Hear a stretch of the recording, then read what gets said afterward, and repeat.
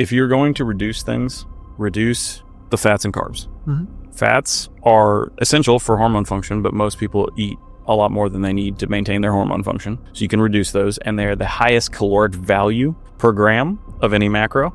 And then the carbohydrates as well, they don't really fill you up. So you're not going to get the satiety effect from the carbohydrates. Welcome to the Longevity Unlocked podcast. We are your guide to optimizing your life one health tip at a time. We are not providing a replacement for medical advice. Please always consult your doctor before making any diet, exercise, medical, or lifestyle changes.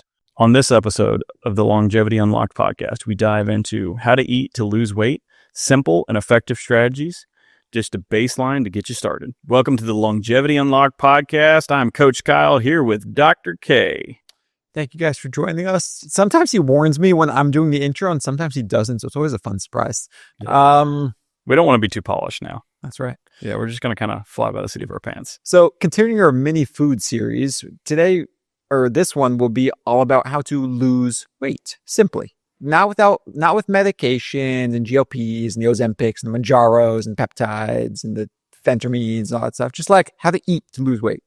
But first, time about the giveaway. Yeah, the giveaway. So we're doing the Easter egg sales. We're mentioning in the front end of each podcast, and we're not going to give away something every podcast, but we are going to give something away every few. We're not going to tell you how many. It's just going to be a surprise. The goal is to get more people listening and hopefully some shares and some reviews on the podcast. That would be nice as well. So listen all the way to the end or through the middle, and sometimes we'll throw something in there and sometimes we won't.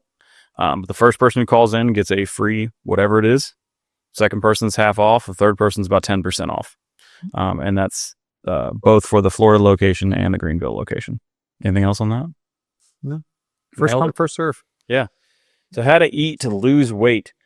If you want to get more in detail about this, refer to our previous podcast episodes about my weight loss journey, where I go into kind of the basics, fixing the underlying health, and then the basics of food. And then we go into all of the things you can stack with the Ozempic and all the things he mentioned. But this is going to be an ultra simplified version of that, where we're just going to focus on food. Eat less of it. There you go. Eat less, move more, right? Forever. Yeah. Until you turn into a, as my sister would say, skinty legend. That's too millennial for me. Too. But moral of the story is the longevity food pyramid. Here we go again. So go back 2 episodes. We really went into detail on it, but basically it's like throw away the regular American food pyramid. Vegetables, proteins, healthy fats, carbs. And then do we give like simple carbs their own? Yeah, that's just like point? Yeah, very top of the pyramid. Get like 1. Yeah. So focus on those foods, and that's the starting place. I like to take this one step further, and I like to add in food tracking here. Because if we're just going to make it, hey, we need to eat to lose weight, food tracking is an invaluable tool.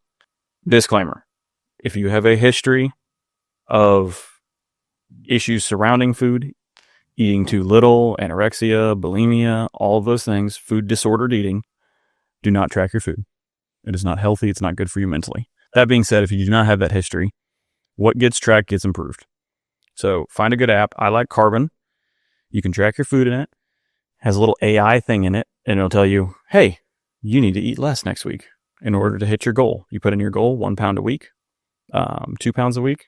Don't recommend going over 2 pounds, which it'll tell you that in the app. Mm-hmm. And it'll basically adjust your calories for you.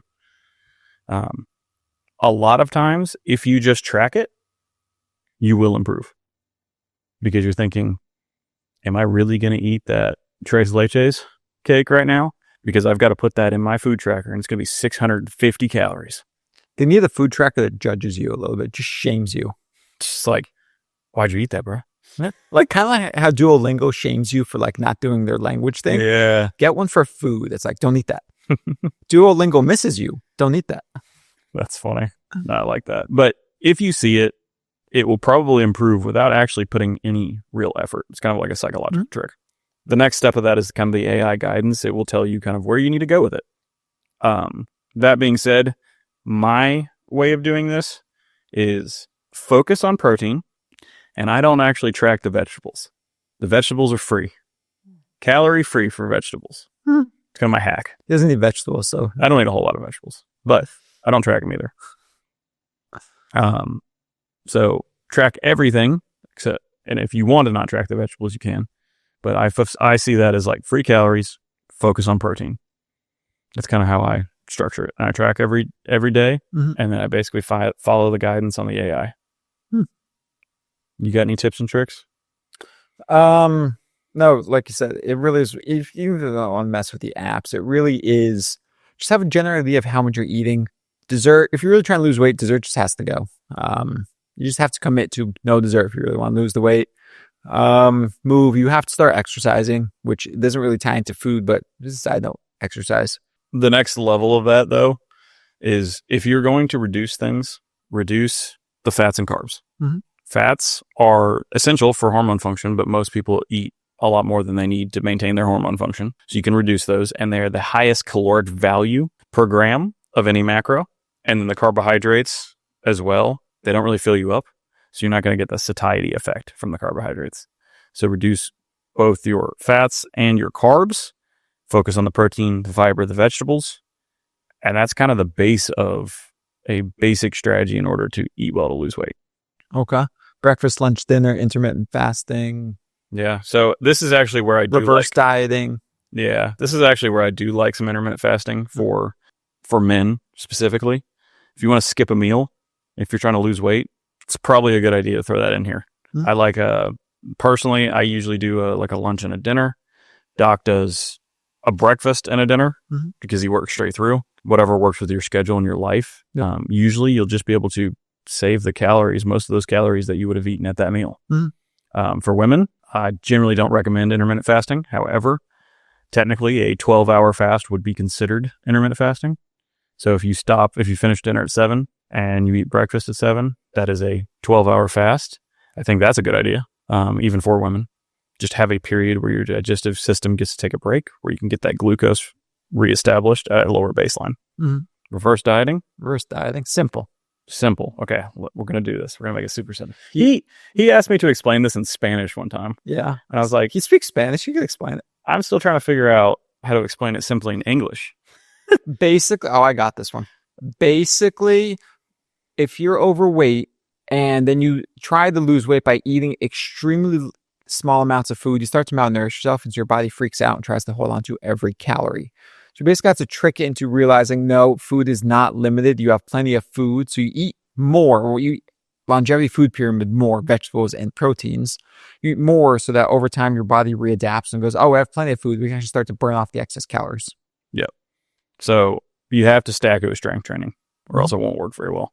Basically, you systematically add a little bit of calories each week over the course of a few months, 50, 100 calories a week, while strength training that will drive up your resting metabolic rate. And then you can reduce your calories on the backside and you'll be able to lose weight faster. Cool. Simple enough. Yeah. Anything else that we can just simple action strategy? Oh, I got one for you. Drink water. This is an episode about food. Well, it's food to lose weight.